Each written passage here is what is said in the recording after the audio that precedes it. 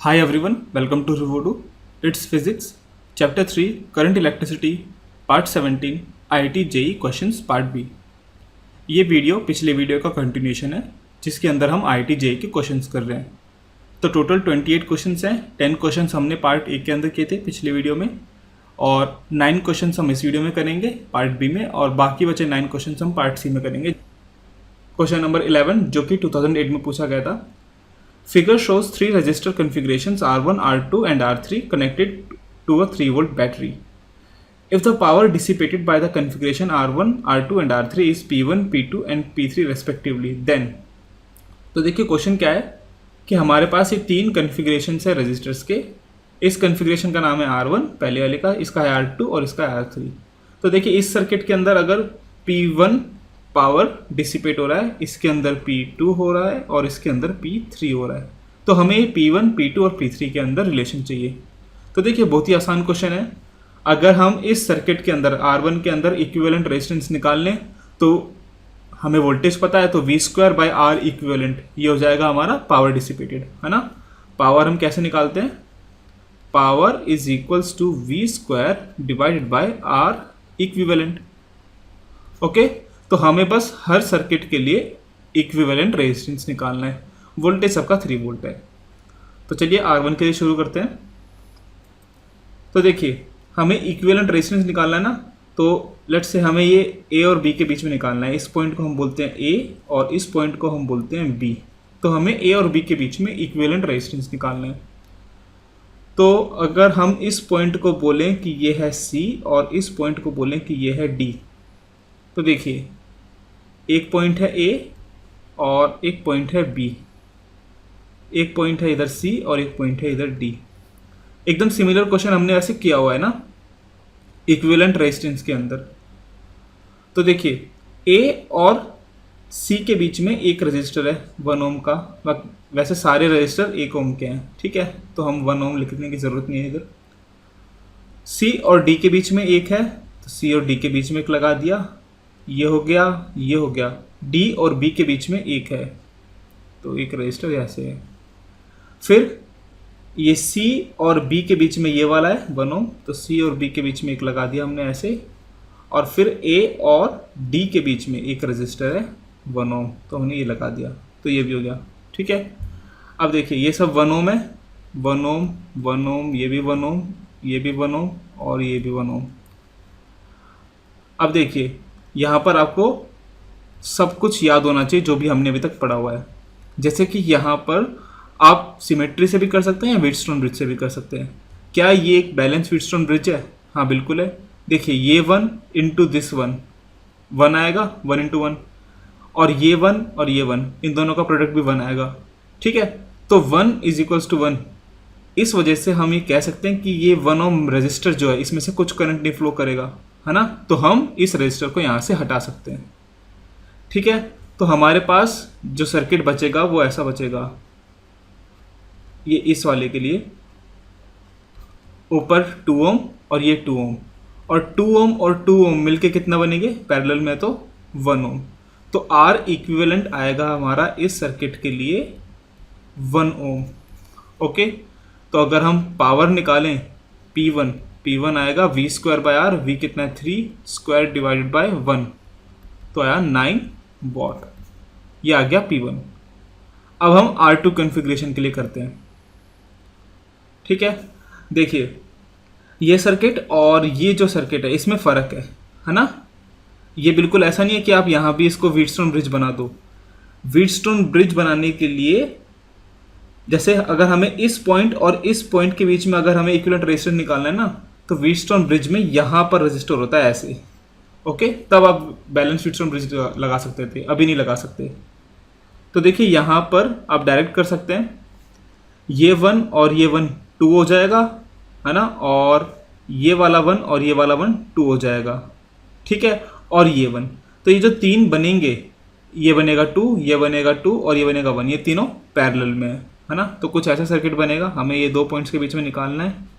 एक इधर आएगा 2, एक इधर आएगा 2 और एक बीच में आएगा 1, ओके।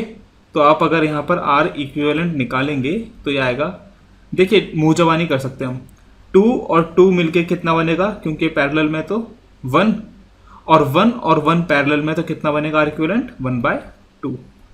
तो आर इक्विवेलेंट आया 1/2। तो अगर मैं पावर निकालूँ P2 आएगा 3 square divide by R equivalent या फिर 0.5 यानी 18 वॉट्स। P1 आ गया, P2 आ गया। अब इसी तरह हम P3 भी निकाल लेते हैं। अब देखिए ये भी आसान है, ये 1 ओम और ये 1 ओम सीरीज़ में है, ये 1 ओम और ये 1 ओम भी सीरीज़ में है। ओके, तो हम सर्किट ऐसा कुछ बना सकते हैं, हमें इस पॉइंट और इस पॉइंट के बीच में निकालना है ना। तो देखिए हमारे पास यहाँ पर एक है 2 ओम, एक इधर है 2 ओम और एक यहाँ पर है 1 ओम। तो ये 2 ओम, ये 2 ओम, ये 2 और ये 2 पैरेलल में है, तो ये दोनों मिलके बन जाएंगे 1। और ये जो 1 आएगा और ये जो 1 है ये दोनों सीरीज में है, तो आर इक्विवेलेंट कितना है आपका यहाँ पर, ये आएगा 2 ओम। तो यहाँ से अगर आप P3 निकालेंगे तो कितना आएगा, 3 square divide by R equivalent यानी 2, ये आएगा 4.5 वॉट। ओके, तो P3 आया 4.5, P2 आया 18 और P1 आया 9। तो सबसे बड़ा कौन सा है, P2, फिर P1 और फिर P3। ठीक है, P2 P1 P3, option C correct है ना। P2 सबसे बड़ा, फिर P1 फिर P3। यहाँ पर वैल्यू भी लिख सकते हैं हम, 18, ये 19 और ये 4.5। ठीक है, चलिए आसान सा क्वेश्चन था नहीं। नेक्स्ट क्वेश्चन पे चलते हैं, क्वेश्चन नंबर 12। तो यह है क्वेश्चन नंबर 12 जो कि JEE 2012 के अंदर पूछा गया था। क्वेश्चन है, for the resistance network shown in the figure choose the correct option और ऑप्शंस, मतलब मोर देन 1 करेक्ट ऑप्शन वाला क्वेश्चन है ये। ठीक है, तो देखिए कॉम्प्लेक्स सर्किट है, तो सबसे पहले आप ट्रिक्स देखिए कि कौन सी ट्रिक्स हम यहाँ लगा सकते हैं। अब जैसे कि आप यहाँ पर देख के सबसे पहले है ना, आपको जाना चाहिए व्हीटस्टोन ब्रिज पे। ओके, क्या हम यहाँ पर व्हीटस्टोन ब्रिज लगा सकते हैं?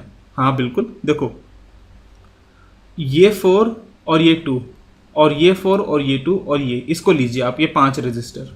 ठीक है, तो 4 × 2 एंड 4 × 2 दोनों बराबर है 8 के। ठीक है, तो मैं इस रजिस्टर को यहाँ से हटा सकता हूँ। इस रजिस्टर को मैं यहाँ से क्यों हटा सकता हूँ? क्योंकि इस रजिस्टर में से कुछ करंट फ्लो नहीं कर रहा। ओके, और यहाँ से कुछ भी करंट फ्लो क्यों नहीं करता? क्योंकि P का पोटेंशियल और Q का पोटेंशियल सेम होता है। ठीक है, तो देखिए पहली चीज हम यहाँ से लिख सकते हैं VP = VQ। Okay, and current in branch PQ is 0। Okay, तो देखिए ऑप्शन 1 क्या है, the current through PQ is 0। हाँ बिल्कुल सही है, ये ऑप्शन सही है। ठीक है, अब देखिए बिल्कुल ऐसा ही सर्किट है इधर राइट हैंड साइड में, ये 4 और ये 2 और ये वाला 4 और ये 2, ये भी एक बैलेंस व्हीटस्टोन ब्रिज बन रहा है ना, क्योंकि 4 × 2 8 आएगा और ये 4 × 2 8 आएगा। इसका मतलब हम इस 1 ओम को भी हटा सकते हैं। ठीक है, और इसको हम क्यों हटा सकते हैं? क्योंकि Vs = Vt, ये पोटेंशियल सेम है, इस वजह से हम हटा सकते हैं। ओके, तो हमने ये दोनों हटा दिए। अब देखिए अब नेट सर्किट कैसा बनेगा अगर हम ये दोनों ब्रांच हटा दें, PQ और ST वाले रजिस्टर।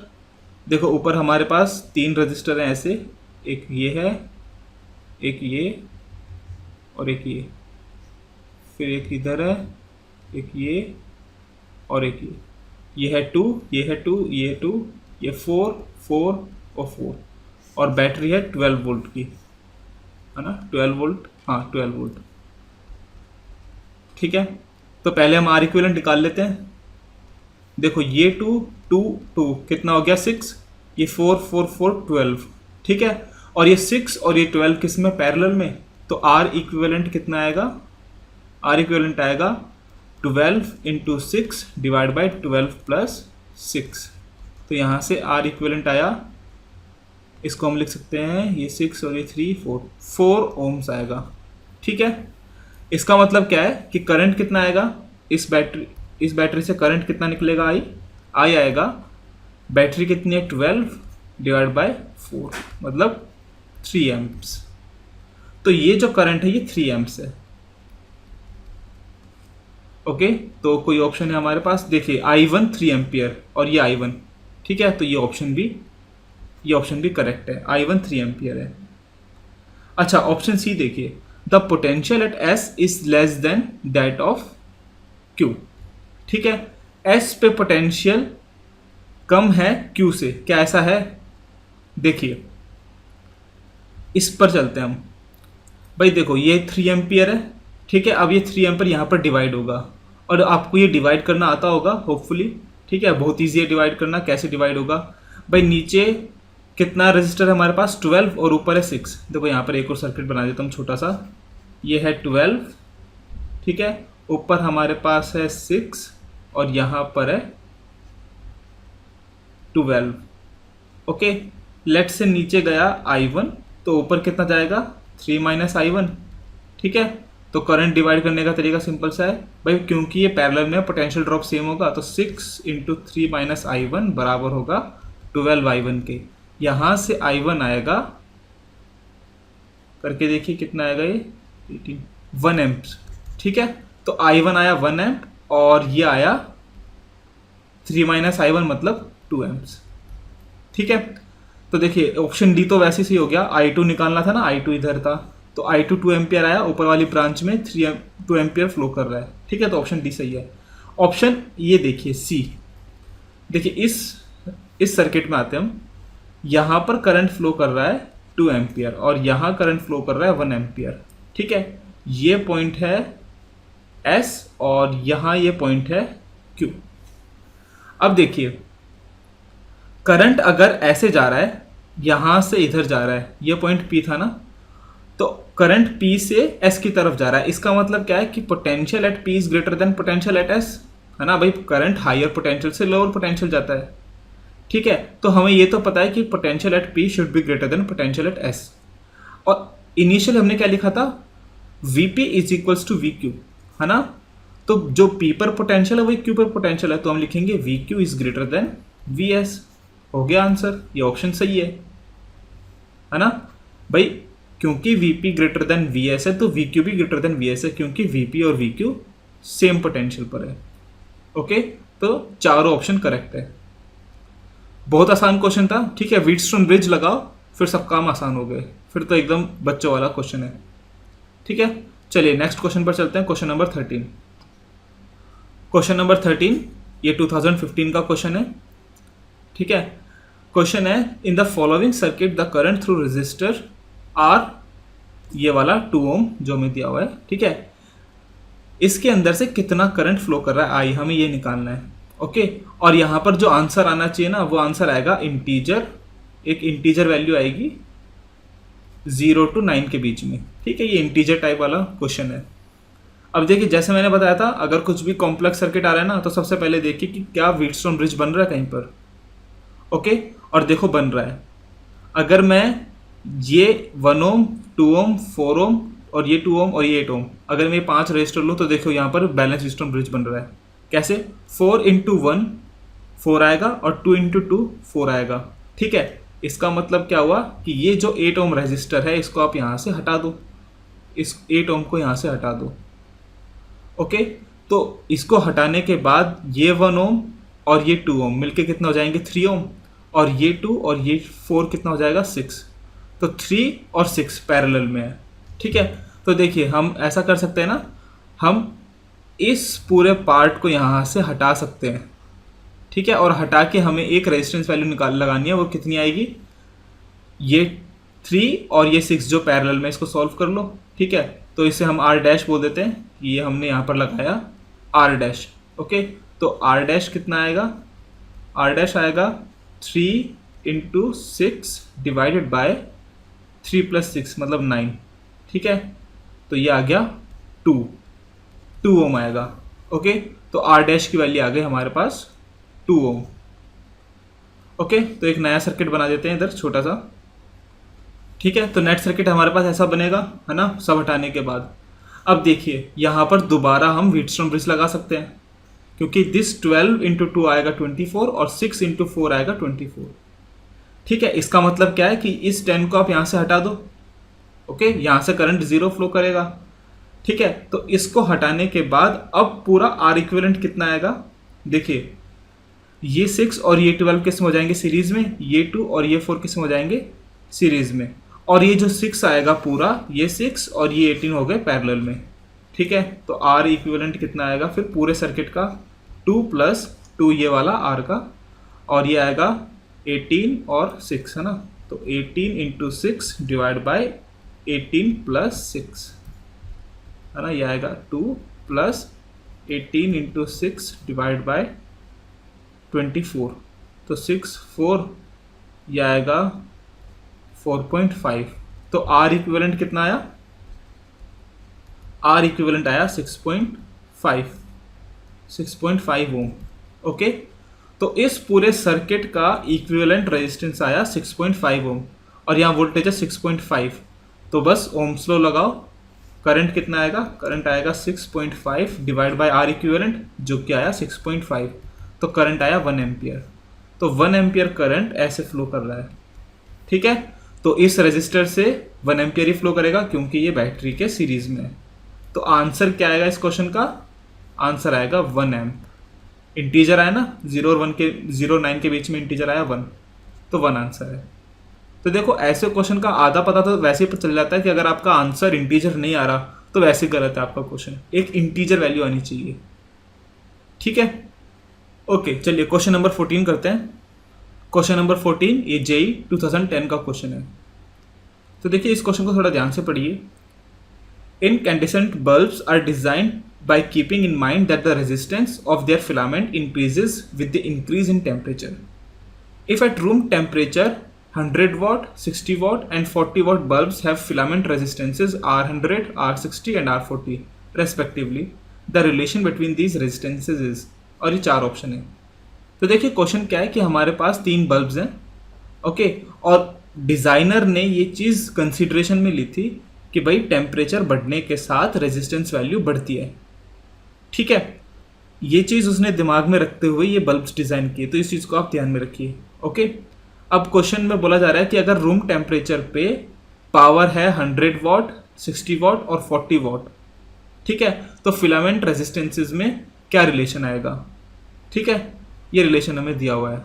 तो देखिए सबसे पहली बात, ये जो 100 वाट, 60 वाट और 40 वाट ये जो हमें रेटिंग दी जाती है ना बल्ब्स के ऊपर, ये दी जाती है एक स्टेडी स्टेट के लिए। स्टेडी स्टेट मतलब जब लॉन्ग टाइम के लिए, लॉन्ग ड्यूरेशन के लिए हम बल्ब चला रहे हैं, जब उसकी मैक्सिमम टेम्परेचर पहुंच गया बल्ब का, ठीक है, उस मैक्सिमम टेम्परेचर पे या फिर हम बोले मैक्सिमम रेजिस्टेंस वैल्यू पे जितना पावर वोल्टेज आएगा, ठीक है, वो है ये। और हमसे पूछा जा रहा है रूम टेम्परेचर पर। ठीक है, तो देखिए सबसे पहले ना यहाँ पर मैं ये बताता हूँ गलत तरीका क्या है, जो गलत तरीका है जिस पे लोग धोखा खाते हैं। देखो हमें पता है पावर होता है V²/R। ठीक है, तो देखिए अगर 100 वाट वाले बल्ब के लिए देखें तो 100 = V कितना है, घर पर जो हाउस होल्ड जो वोल्टेज होता है वो होता है 220 वोल्ट्स का, है ना, तो 220² डिवाइड बाय R 100 यही दिया हुआ है, और ये होगा 60 = 220²। 60 वाट बल्ब के लिए कितना आएगा ये R60, और 40 के लिए आएगा 220² डिवाइड बाय R40। तो देखिए 1/R100 कितना आएगा यहाँ से, यह आएगा 100/220²। 1/R60 कितना आएगा, यह आएगा 60 डिवाइड बाय 220², और 1/R40 आएगा 40/220²। तो देखिए यहाँ पर आप देख सकते हैं कि अगर मैं 1/R60 + 1/R40 को ऐड करूँ तो ये आ जाएगा। ओके, और आप ना आपका एकदम इम्पल्सिव रिएक्शन होगा कि आप यहाँ पर टिक करेंगे, लेकिन ये गलत है। ये क्यों गलत है, क्योंकि ये जो रिलेशन आया ना, ये रिलेशन आया स्टेडी स्टेट के लिए। स्टेडी स्टेट मतलब जब रेजिस्टर का टेम्परेचर फाइनल जो होना है वहाँ पहुँच चुका, ठीक है, लेकिन हमें बताना रूम टेम्परेचर पे जस्ट जब हमने ऑन किया बल्ब को। तो देखिए यहाँ पर ना ये एक तरीके से हिंट है, या फिर क्वेश्चन ही मेन ये है कि bulbs are designed by keeping in mind that the resistance of their filament increases with the increase in temperature. इसका मतलब क्या है कि रूम टेम्परेचर पर जो रेजिस्टेंस वैल्यू है वो ये स्टेडी स्टेट रेजिस्टेंस से कम है।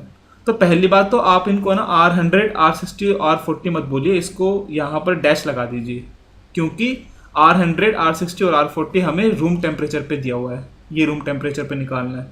तो देखो सिंपल सी बात है, ये जो स्टेडी स्टेट रेजिस्टेंस है, ठीक है, ये ज़्यादा होगा उस रेजिस्टेंस से, है ना। मतलब या फिर ऐसे बोलें कि रूम टेम्परेचर पे जो रेजिस्टेंस है, मतलब जो डिज़ाइन किया गया है रेजिस्टेंस जो बल्ब के अंदर लगाया है, वो एक्चुअल वैल्यू से कम है। एक्चुअल वैल्यू मतलब जो स्टेडी स्टेट में आएगी, क्योंकि भाई टेम्परेचर के साथ रेजिस्टर बढ़ता है, ठीक है। तो डिज़ाइनर ने क्या किया, रेजिस्टेंस वैल्यू थोड़ी सी कम रखी जो फिलामेंट की, ताकि जब टेम्परेचर बढ़े तो एकोमोडेट कर ले उसको।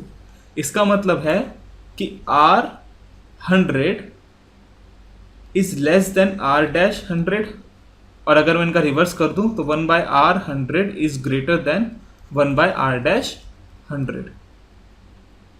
ओके, ठीक है। तो इस रिलेशन से मैं लिख सकता हूं कि 1/R100 is greater than 100 divide by 220 square.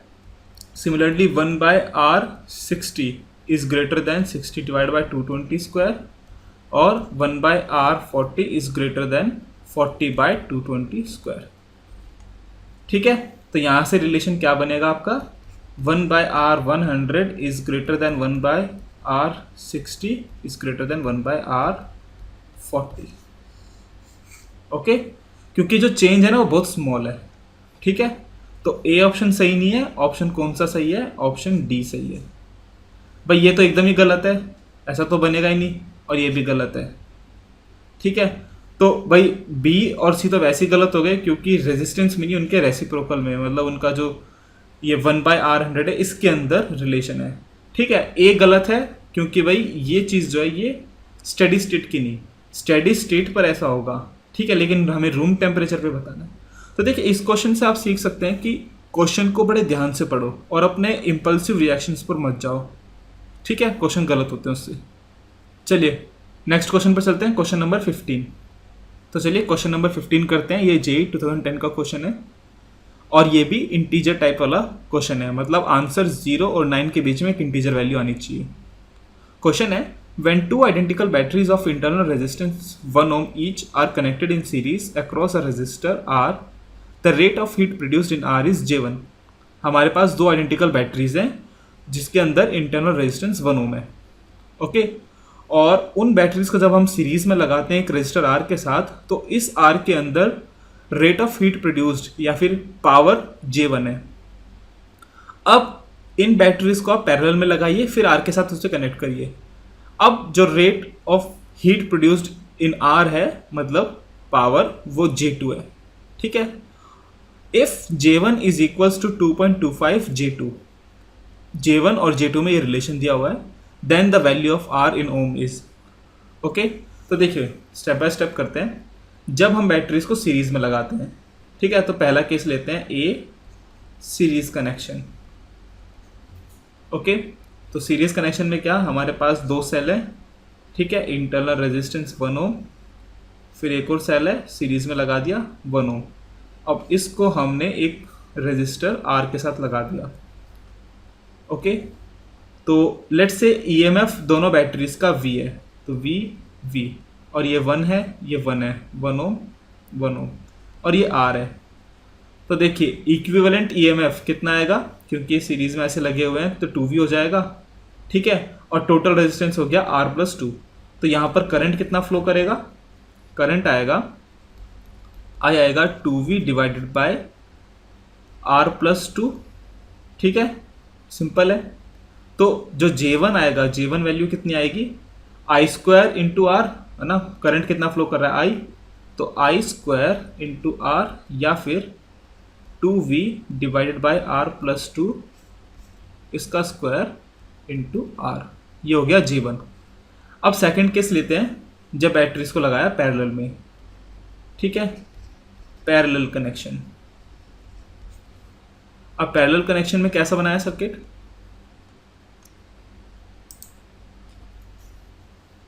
हमारे पास दो बैटरीज हैं, अगेन मतलब दो सेल्स हैं, ठीक है,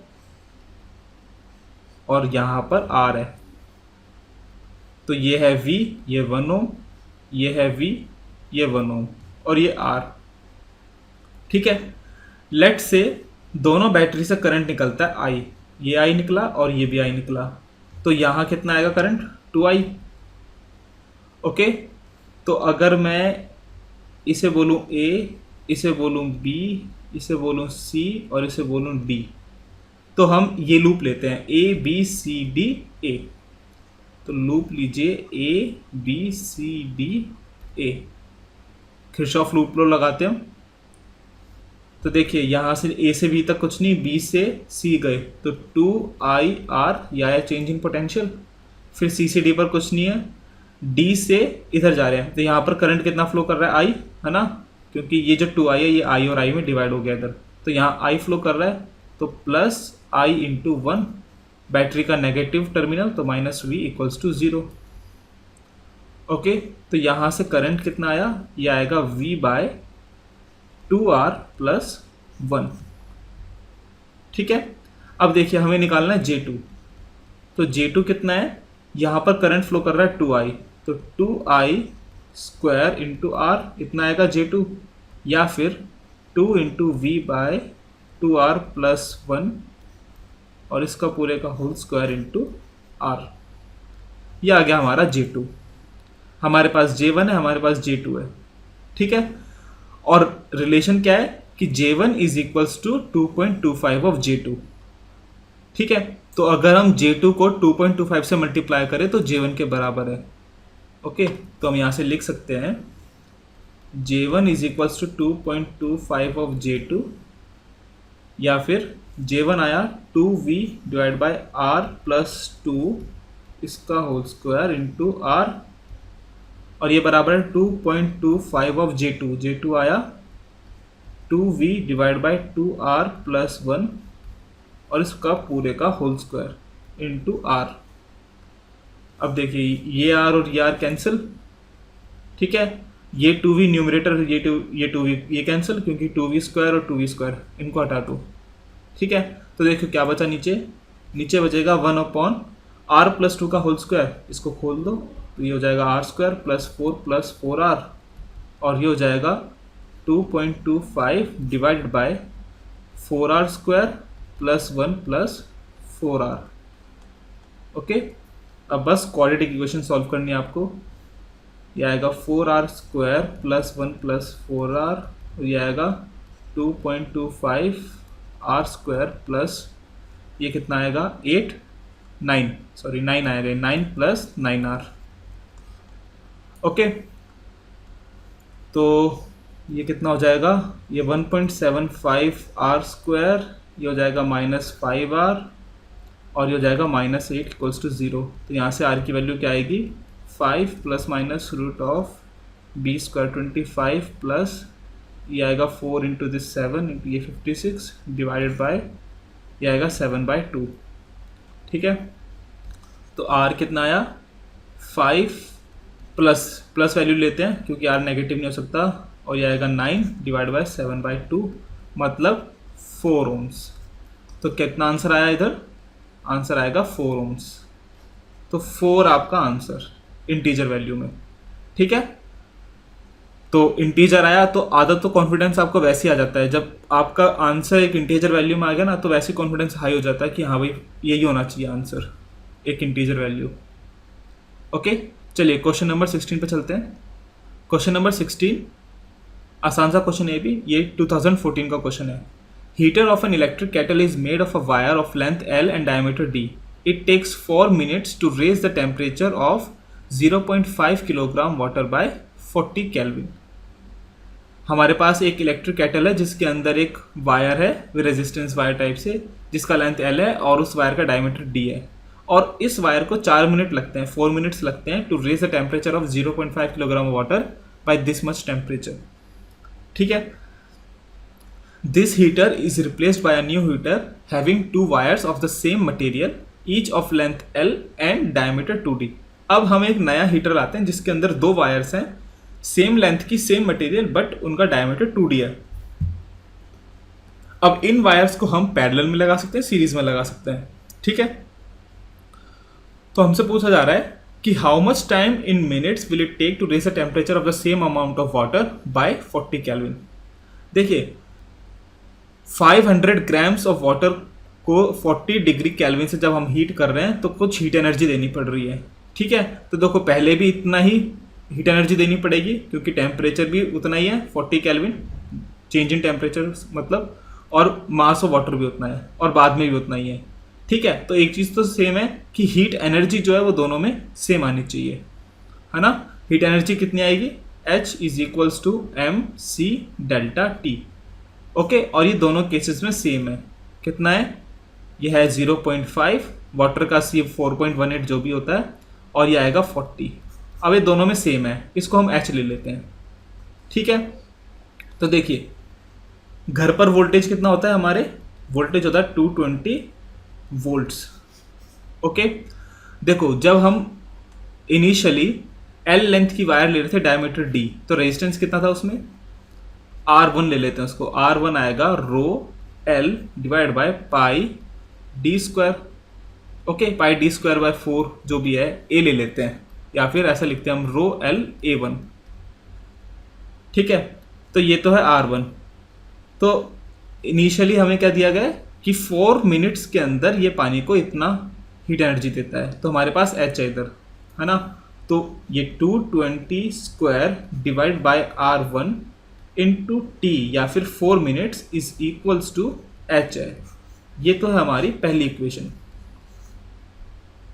ओके, अब देखिए, अब हमारे पास दो वायर्स हैं, उन दोनों वायर्स का लेंथ सेम है लेकिन डायमीटर 2D है।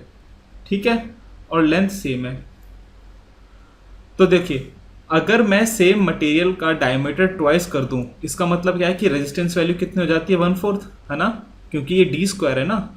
तो अगर मैं डायमीटर ट्वाइस करता हूं तो रेजिस्टेंस 1/4 हो जाता है। तो यहाँ पर मैं लिख सकता हूँ एक वायर होगा R1/4 और एक वायर होगा R1/4।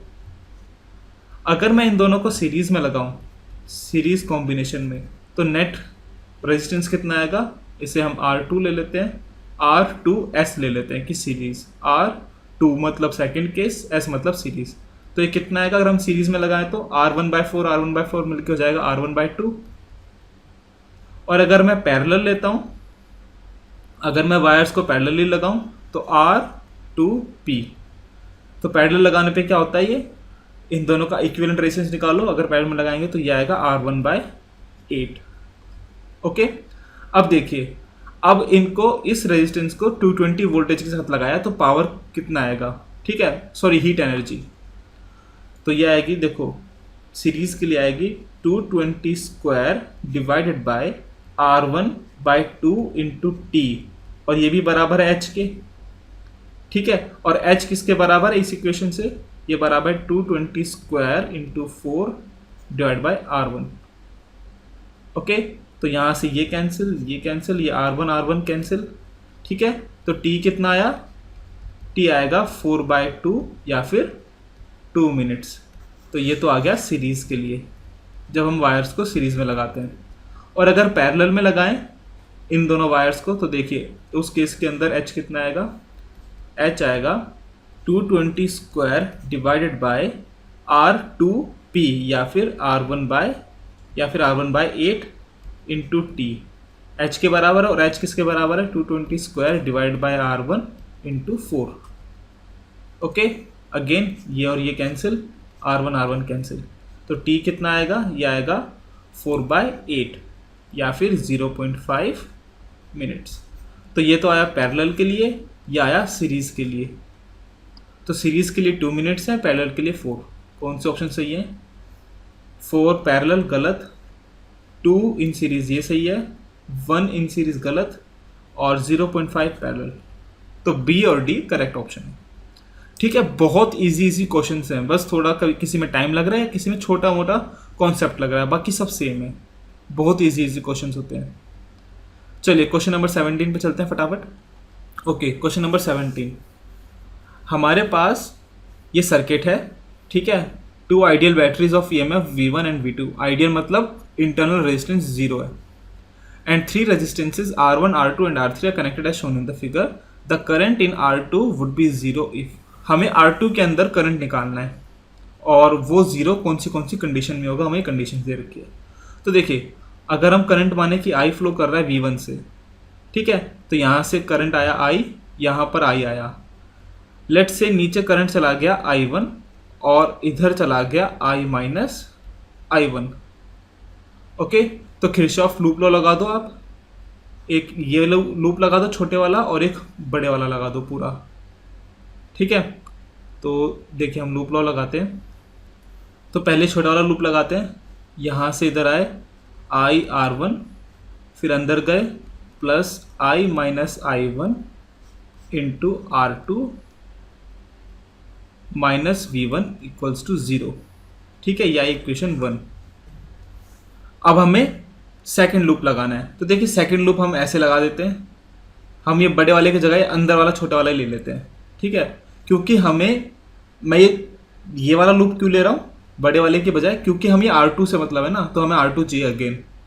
ठीक है, तो अगेन हम R2 के लिए ये छोटा वाला लूप लगाएंगे। तो देखो R2 से करंट फ्लो कर रहा है I माइनस I1, तो I minus I1 into R2, current यहाँ नीचे जा रहा है I1। ठीक है, तो माइनस I1 इंटू R3 और plus V2 is equals to 0। ये आ गई इक्वेशन 2। अब देखिए हमें R2 के अंदर करंट चाहिए 0, मतलब I माइनस I1 की वैल्यू 0 आनी चाहिए। कब कब आएगी? ठीक है, तो देखिए ऑप्शन देखते हैं। अगर V1 और V2 सेम है, तो देखिए V1 और V2 अगर सेम हो तो क्या होगा? अगर मैं 1 और 2 को ऐड करूं, 1 और 2 को ऐड करने से क्या आएगा, इन सबको ऐड कर दो। ठीक है, तो यह आएगा 2 into I minus I1 into R2 plus IR1 minus I1 R3, और अगर V1 और V2 बराबर है तो 0 हो जाएंगे, तो ये 0। ठीक है, बाद में क्या लिखा हुआ है? R1 is equals to R2 is equals to R3। अच्छा, अगर R1 और R3 बराबर हैं, ठीक है, लेट्स से R1, तो 2 इंटू I माइनस I1, सारे R बराबर है ना, तो हम R ले लेते हैं, R plus I minus I1 into R equals to 0। तो यहाँ से I माइनस I1 की वैल्यू कितनी आई? 0। हाँ, तो ये वाली कंडीशन सही है। ठीक है, अगर सारे रेजिस्टर्स सेम है और अगर पोटेंशियल सेम है तो भाई करंट इसमें से 0 फ्लो करेगा। बी ऑप्शन क्या है कि V1 is equals to V2 और R1 is equals to 2R2 और ये है R3। ठीक है, तो R1 और R3 बराबर हैं। अगेन अगर R1 और R3 बराबर हैं, लेट से R2 को छोड़ो, ठीक है, यहाँ पर मैं R2 लिखता हूँ, और ये R1 और R3 बराबर है R के, तो अभी भी तो I माइनस I1 0 आ रहा है ना? क्योंकि देखो अगर मैं I माइनस I1 कॉमन लेता हूँ इधर, तो ये आएगा 2R2 प्लस ये R1 is equals to R3 कुछ भी है, R इक्वल्स टू 0। तो ये तो 0 नहीं हो सकता, तो यही 0 है। ठीक है, तो इस कंडीशन के अंदर भी करंट 0 फ्लो कर रहा है, तो ये ऑप्शन भी सही है। नेक्स्ट ऑप्शन, अगर V1 is equals to 2V2, ठीक है, और रेजिस्टेंस के बीच में ये, तो तब क्या करंट 0 आएगा? ये भी करके देख लेते हैं। अगर V1 बराबर है 2V2 के, ठीक है, तो अगर मैं इस इक्वेशन को ट्वाइस करूं, पहले तो हम इस इक्वेशन को नीचे लिख लेते हैं।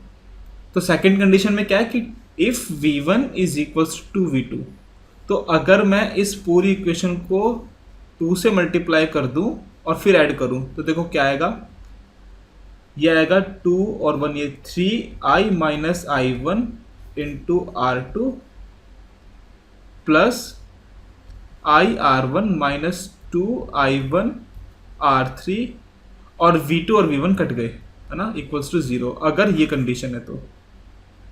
ठीक है, तो देखिए अगर R1 बराबर होता है 2R3 के, तो करंट 0 आ जाएगा, है ना, क्योंकि उस केस के अंदर हम ये कॉमन ले लेंगे और I माइनस I1 यहाँ से 0 आ जाएगा।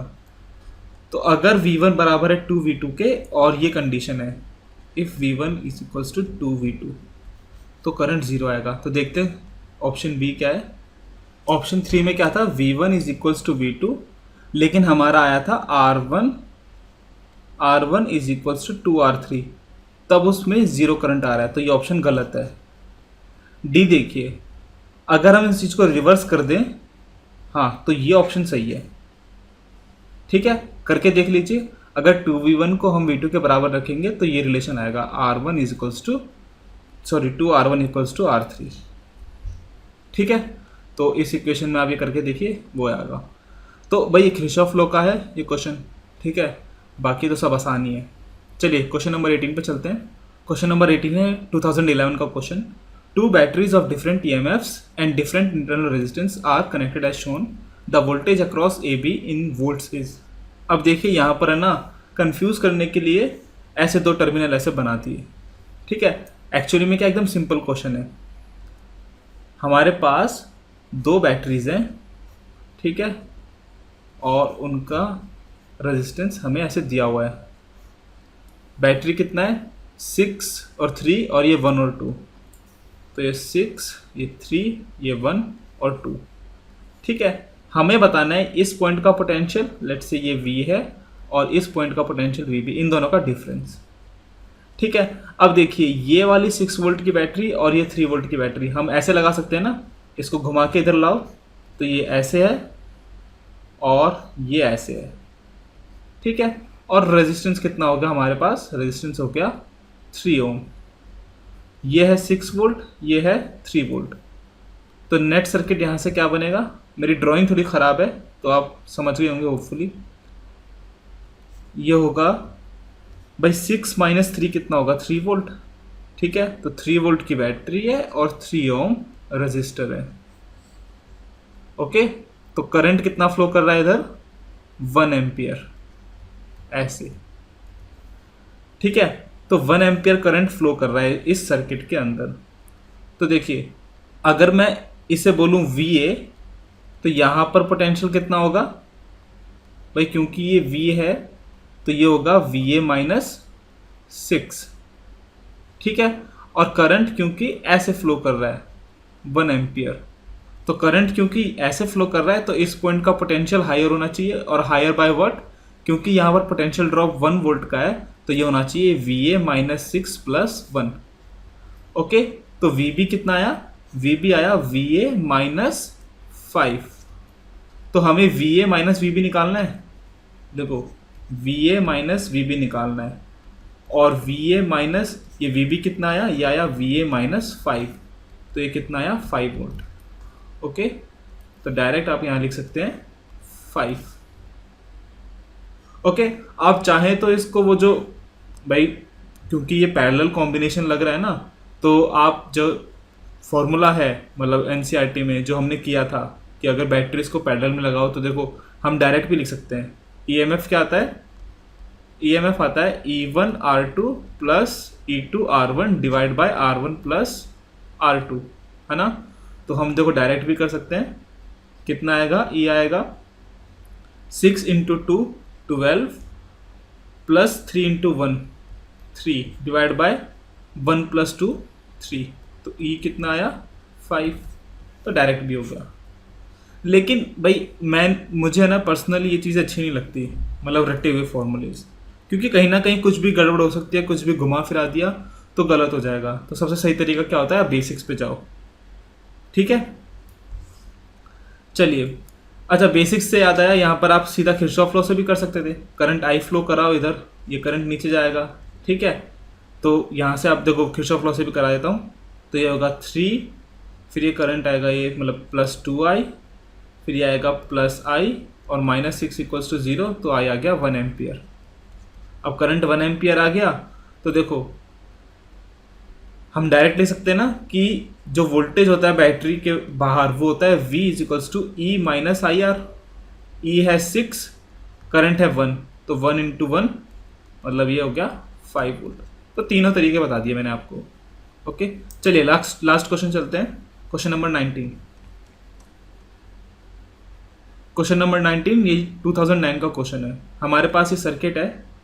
ठीक है, तो पहले तो हमसे पूछा जा रहा है कि current through battery 7.5 milliampere. देखते हैं कितना आएगा। देखिए ये 1.5 और ये 6, ये किस में है, पैरेलल में। तो इन दोनों के लिए अगर हम R निकालें तो कितना आएगा, 6 इंटू 1.5 और 6 प्लस 1.5 मतलब 7.5। ये और ये कितना हो जाएगा 5। ये आया करंट 1 ये रेजिस्टेंस आया 1.2 ओम। ठीक है, ये 1.2 और ये 2 ये किस में है, सीरीज में।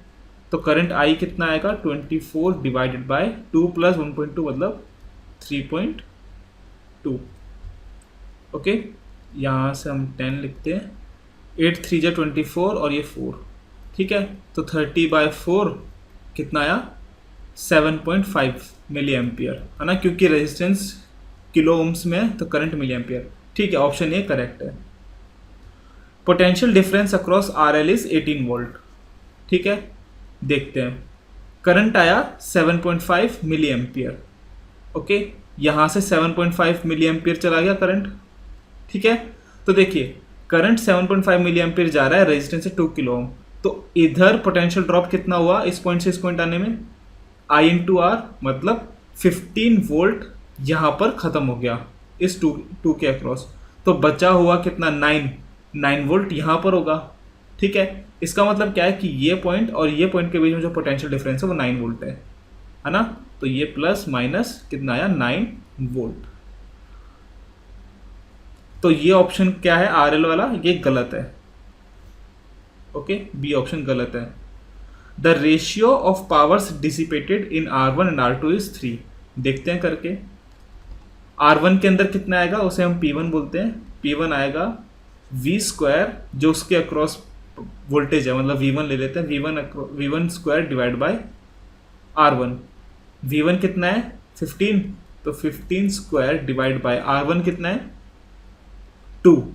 किलो को छोड़ो, बस 2 लिखो आप यहाँ।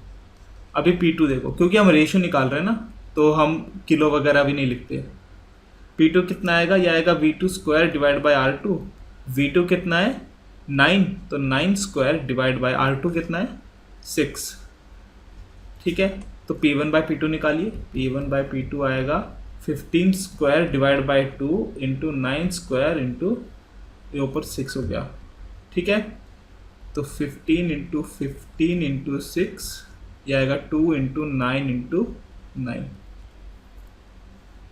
तो ये हो गया 3, ये हो गया 5, ये हो गया 3, ये हो गया 5 और ये 3, ये 3 कैंसिल, ये आ गया 25/3। तो इसका मतलब ये सी ऑप्शन गलत है। ठीक है, अच्छा फोर्थ ऑप्शन करते हैं। If R1 and R2 are interchange, magnitude of the power dissipated in RL will be decrease by a factor of 9। ठीक है, तो देखो पहले हम इस स्टेट के अंदर निकाल लेते हैं कि RL में कितना पावर डिसिपेट हो रहा है। इसको हम PL बोलते हैं। ओके, तो PL इनिशियली कितना है, V²। V कितना है इधर, 9 वोल्ट, तो 9² डिवाइडेड बाय RL है 1.5। ठीक है, अच्छा अब है ना, ये 6 को यहाँ लगाना है और 2 को लगाना है नीचे। ओके, तो ये 6 को ऊपर और ये 2 को नीचे। ओके, तो मैं ये दोबारा पूरा नहीं कर रहा। ठीक है, आपको पता लग गया कैसे करना है। आपको करंट निकालना है, करंट निकाल के फिर देखना है पोटेंशियल ड्रॉप कितना हो रहा है। ठीक है, तो जो आंसर आएगा वो डी सही आएगा। सो गाइस, इसी के साथ ये वीडियो ख़त्म होता है। प्लीज़ आप नेक्स्ट वीडियो ज़रूर देखना, जिसमें हम बाकी के बचे हुए 9 क्वेश्चंस करेंगे। और अगर आपको किसी भी क्वेश्चन में कुछ भी प्रॉब्लम है तो क्वेश्चन नंबर के साथ प्लीज़ कमेंट करें, मैं ज़रूर आंसर करूँगा। So guys, thanks for watching. Please come back for more videos. Please like, share and subscribe. Thank you.